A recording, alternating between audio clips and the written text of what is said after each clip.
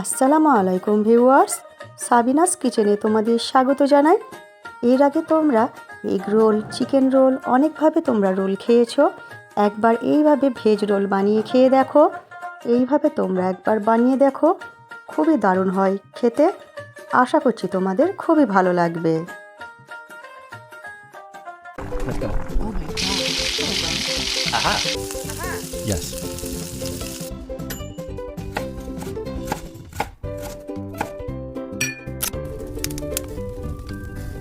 Wow. Thank you. কড়াইতে আমি সর্ষের তেল দিয়ে দিচ্ছি অল্প করে, ভালো করে গরম করে নিয়ে 3টে শুকনো লঙ্কা দিয়ে দিচ্ছি, লাল করে ভেজে নিয়ে এরপর একটা বড় সাইজের পেঁয়াজ কলি কেটে দিয়ে দিচ্ছি, আর দিয়ে দিচ্ছি সরু সরু করে কেটে গাজর, বিনস আর বাঁধাকপি। সব কিছু দিয়ে ভালো করে নেড়ে দেব। এবার দিয়ে দিচ্ছি পরিমাণ মতো লবণ, আর দিয়ে দিচ্ছি 1/2 চামচ হলুদ গুঁড়ো, 1/2 চামচ লঙ্কা গুঁড়ো।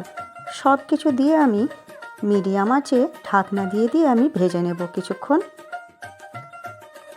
ঢাকনা দিয়ে আমি ভেজে নেব, আবার কিছুক্ষণ খুলে দিয়ে আবার আমি নেড়ে দেব, দিয়ে আবার আমি ঢেকে ভেজে নেব। এরপর এইভাবে একেবারে সেদ্ধ করে ভালো করে ভেজে নেব। ভাজা হয়ে গেলে এখানে আমি 2টো আলু সেদ্ধ করে রেখেছিলাম, রেখে এইভাবে ম্যাশার দিয়ে আবার ম্যাশ করে নেব।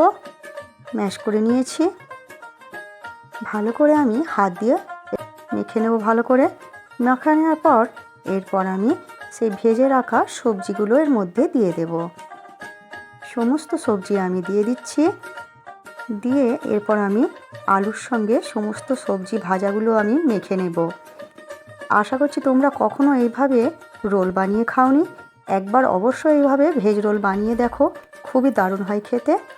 এরপর আমি ফুটন্ত গরম পানি দিয়ে ময়দা মেখে নিয়েছি, একটা বেশি করে পরোটা বানানোর মতো লেচি নিয়ে পর তেল বুলিয়ে আমি একেবারে পাতলা করে বেলে নেব।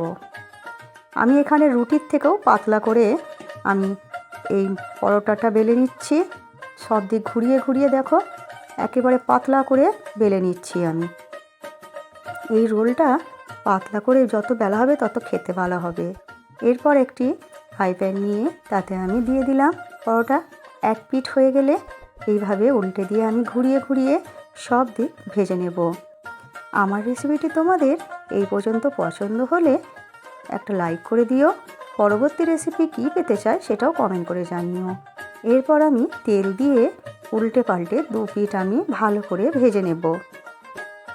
তোমরা চাইলে ঘি দিয়েও এই পরোটাটা ভাজতে পারো। এবারে ভেজে আমি তুলে নেব। এইভাবে তোমরা সমস্ত পরোটাগুলো ভেজে নিও। সসের মধ্যে আমি 2 চামচ টমেটো সস আর 1 চামচ চিলি সস নিয়ে মিক্স করে রাখবো। এটা আমি রোলের মধ্যে ব্যবহার করব। এরপর আমি পরোটা যে নিয়েছিলাম তার মধ্যে এইভাবে সবজির মিশ্রণটা দিয়ে দিচ্ছি, লম্বা করে বিছিয়ে দিচ্ছি। ভালো করে আমি হাত দিয়ে সমান করে দিলাম, দিয়ে এর মধ্যেই আমি সেই মিশ্রণ করা চিলি সস ও টমেটোমের সসটা আমি দিয়ে দিচ্ছি, দিয়ে এইভাবে এবারে আমি গুটিয়ে নেব, ভাঁজ করে নেব রোলের আকারে। আমার রেসিপিটি তোমাদের কেমন লাগলো কমেন্ট করে জানিও, ভালো লাগলে বন্ধুবান্ধবের মাঝে শেয়ার করে দিও। এরপর তোমরা গরম গরম পরিবেশন করো সকালের জলখাবারে বা রাতের ডিনারে। আমার রেসিপিটি তোমাদের যদি পছন্দ হয় সাবস্ক্রাইব করে পাশে থেকো, এবং শেষ পর্যন্ত দেখার জন্য অনেক অনেক ধন্যবাদ।